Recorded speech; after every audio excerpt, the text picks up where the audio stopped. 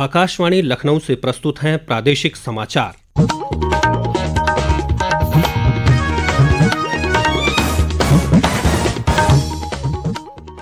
मुख्य समाचार। मुख्यमंत्री योगी आदित्यनाथ ने आज कानपुर में रोजगार और ऋण मेले में 1000 से अधिक युवाओं को बांटे नियुक्ति पत्र। 725 करोड़ की 332 विकास परियोजनाओं का किया लोकार्पण और शिलान्यास। उत्तर प्रदेश आरक्षी नागरिक पुलिस के 60,000 से अधिक पदों पर भर्ती के लिए 1174 केंद्रों पर कल होगी चौथे चरण की परीक्षा। प्रधानमंत्री जनधन खाते खोलने के मामले में देश में शीर्ष स्थान पर है उत्तर प्रदेश। अकाउंट के तहत रुपे कार्ड वितरित करने में भी यूपी टॉप पर। और मंकी पॉक्स से बचाव के लिए प्रदेश का स्वास्थ्य महकमा हुआ अलर्ट, हेल्पलाइन नंबर किया गया जारी। नमस्कार, प्रदेश के समाचारों के साथ मैं राघवेंद्र त्रिपाठी। और अब समाचार विस्तार से।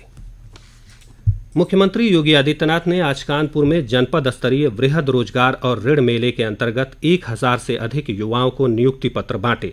साथ ही 5027 लाभार्थियों को 191 करोड़ का ऋण वितरित किया। मुख्यमंत्री ने 8000 से अधिक छात्र छात्राओं को टैबलेट दिए और 725 करोड़ की 332 विकास परियोजनाओं का लोकार्पण और शिलान्यास किया। इस मौके पर मुख्यमंत्री ने कहा कि जिस उत्तर प्रदेश के सामने पहचान का संकट था, आज वह देश का अग्रणी प्रदेश बन चुका है।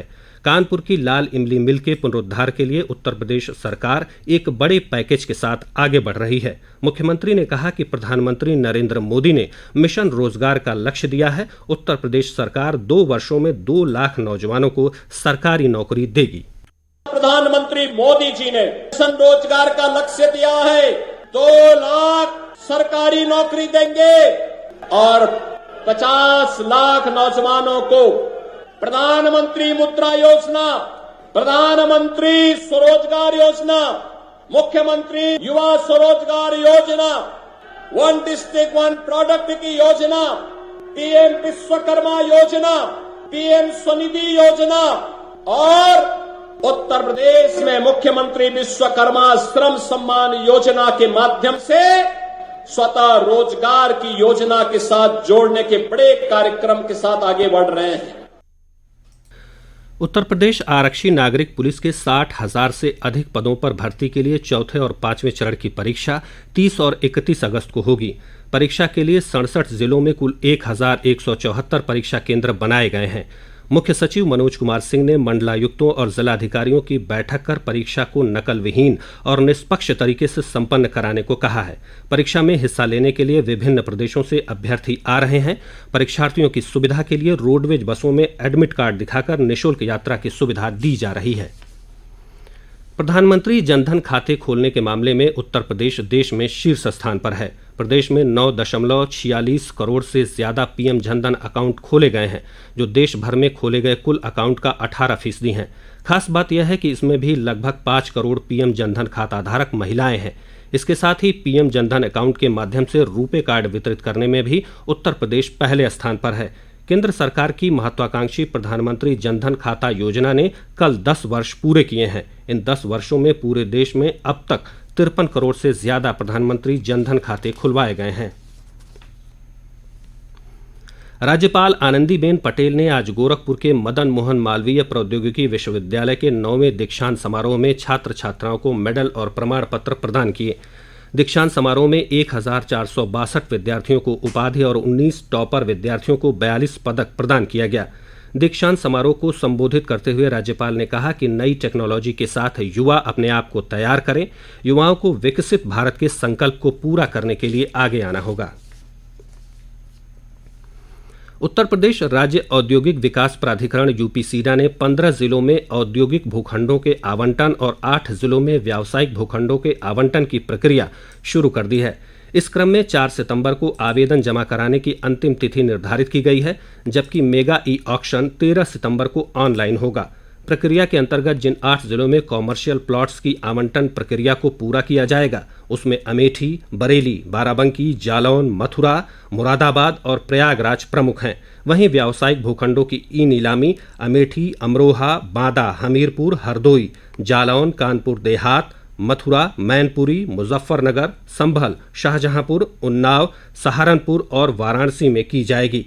इस मेगा ई ऑक्शन के जरिए 107 औद्योगिक और व्यावसायिक भूखंडों के आवंटन का मार्ग सुनिश्चित हो सकेगा। प्रदेश सरकार ने दिव्यांगजनों को कृत्रिम अंग और सहायक उपकरण के लिए वित्तीय अनुदान की राशि को 10,000 रुपये से बढ़ाकर 15,000 रुपये कर दिया है। अनुदान राशि में वृद्धि से अब प्रदेश के दिव्यांगजनों को महंगे कृत्रिम अंग और सहायक उपकरणों का वितरण भी किया जा सकेगा। आचार संहिता उल्लंघन के मामले में आज जौनपुर में समाजवादी पार्टी के वर्तमान सांसद बाबू सिंह कुशवाहा ने एमपी एमएलए कोर्ट में सरेंडर किया। इसके बाद कोर्ट ने 20-20 हजार रुपए के मुचलके पर उन्हें जमानत पर रिहा कर दिया। बाबू सिंह कुशवाहा पर सिंगरा मऊ थाना क्षेत्र में पड़ने वाले हाईवे पर आचार संहिता के दौरान भारी भीड़ इकट्ठा करने का आरोप है। यह समाचार आप आकाशवाणी लखनऊ से सुन रहे हैं। ताज़ा समाचार जानने के लिए आप हमारी वेबसाइट newsonair.gov.in पर लॉगिन कर सकते हैं। इसके साथ ही आप प्रादेशिक समाचारों का यह बुलेटिन हमारे YouTube channel news on AIR Lucknow पर भी सुन सकते हैं। मंकी पॉक्स से बचाव के लिए राष्ट्रीय स्तर पर एडवाइजरी जारी होने के बाद उत्तर प्रदेश का स्वास्थ्य महकमा भी अलर्ट मोड पर आ गया है। स्वास्थ्य विभाग ने मंकी पॉक्स से संबंधित किसी भी प्रकार की सूचना के लिए हेल्पलाइन नंबर 1800-180-5145 जारी किया है। उप मुख्यमंत्री ब्रजेश पाठक ने बताया कि सभी जिलों के एंट्री पॉइंट्स पर मरीजों की स्क्रीनिंग करने के निर्देश अधिकारियों को दिए गए हैं। उप मुख्यमंत्री ने प्रदेश में संदिग्ध रोगियों की पहचान और उपचार के निर्देश दिए गए हैं। बहराइच में आतंक मचा रहे भेड़ियों के झुंड में से सबसे खूंखार भेड़िए को आज वन विभाग के अधिकारियों और विशेषज्ञों की टीम ने पकड़ लिया। ऑपरेशन भेड़िया नाम से चलाए गए इस पूरे अभियान की निगरानी मुख्यमंत्री योगी आदित्यनाथ कर रहे थे। मुख्यमंत्री ने स्थानीय समुदाय की सुरक्षा सुनिश्चित करने के लिए वन विभाग के अधिकारियों के प्रयासों की प्रशंसा की। अब तक वन विभाग ने बहराइच क्षेत्र से 4 भेड़ियों को पकड़ा है, जिनमें से एक को गोरखपुर चिड़ियाघर में स्थानांतरित किया गया है। 2 अन्य भेड़ियों की तलाश अभी भी जारी है। प्रधान मुख्य वन संरक्षक वन्यजीव संजय श्रीवास्तव ने बताया कि आज सुबह भेड़िए के पैरों के निशान देखे गए और उसके बाद सिसैया गांव से भेड़िए को पकड़ा गया। इससे पहले मुख्यमंत्री के निर्देश के बाद वन एवं पर्यावरण मंत्री डॉक्टर अरुण सक्सेना, प्रमुख मुख्य वन संरक्षक एवं विभागाध्यक्ष सुधीर कुमार शर्मा और प्रमुख मुख्य वन संरक्षक वन्यजीव संजय श्रीवास्तव कल बहराइच पहुंचे थे। राष्ट्रीय शिक्षक पुरस्कार 2024 के लिए चयनित मिर्जापुर के प्राथमिक विद्यालय भागेसर के रविकांत द्विवेदी ने बेसिक शिक्षा विभाग के प्रति आभार प्रकट किया है। उन्होंने कहा कि विभाग की ओर से उनके कार्य को सराहा गया और उन्हें बेहतर करने के लिए प्रेरित किया गया। मैं बेहद खुश हूँ और मुझे जब राज्य पुरस्कार 2021 मिला था तो मैंने कभी नहीं सोचा था कि मैं राष्ट्रीय पुरस्कार भी पाऊंगा। छात्रों के समग्र विकास और इस विद्यालय को पूरी तरह से बदल देने के लिए, ऑपरेशन कार्यक्रम के सारे मानक पूरा कर देने के लिए, बच्चों के नामांकन बढ़ाने के लिए मैंने विद्यालय में गणित का बगीचा की स्थापना किया। समुदाय के सहयोग से सारी कक्षाएं स्मार्ट की। तो इन सब चीजों को बेसिक शिक्षा विभाग उत्तर प्रदेश ने सराहा और मुझे राष्ट्रपति पुरस्कार के लिए आगे भेजा। शुक्रिया करता हूँ बेसिक शिक्षा विभाग उत्तर प्रदेश का, जिन्होंने मुझे मेरे चीजों को आगे बढ़ाया। बताना चाहता हूँ कि मेरी सेवा 15 साल हो गई है। मैं शुरू से ही, पहले दिन से ही मेरे मन में ये था कि मैं किसान का बेटा हूँ। मुझे जो बच्चे पढ़ाने को मिलेंगे मैं उनको पूरे मनोवेग और ईमानदारी से पढ़ाऊंगा और इसी वजह से मेरे विद्यालय के बच्चे नवोदय में भी सिलेक्ट हुए हैं, राजकीय आसन पद्धति में भी गए हैं, खेलों में भी पदक पाए हैं। उप मुख्यमंत्री ब्रजेश पाठक ने आज अयोध्या में 24 एडवांस लाइफ सपोर्ट सिस्टम से सुसज्जित एम्बुलेंस तीर्थयात्राओं के लिए समर्पित की। तीर्थयात्राओं के दौरान चिकित्सकीय आपात स्थिति को नियंत्रित करने में सक्षम ये एम्बुलेंस केदारनाथ, बद्रीनाथ, सबरीमाला सहित श्रीराम जन्मभूमि मंदिर में मौजूद रहेंगी।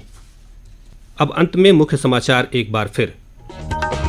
मुख्यमंत्री योगी आदित्यनाथ ने आज कानपुर में रोजगार और ऋण मेले में 1000 से अधिक युवाओं को बांटे नियुक्ति पत्र। 725 करोड़ की 332 विकास परियोजनाओं का किया लोकार्पण और शिलान्यास। उत्तर प्रदेश आरक्षी नागरिक पुलिस के 60,000 से अधिक पदों पर भर्ती के लिए 1174 केंद्रों पर कल होगी चौथे चरण की परीक्षा। प्रधानमंत्री जनधन खाते खोलने के मामले में देश में शीर्ष स्थान पर है उत्तर प्रदेश।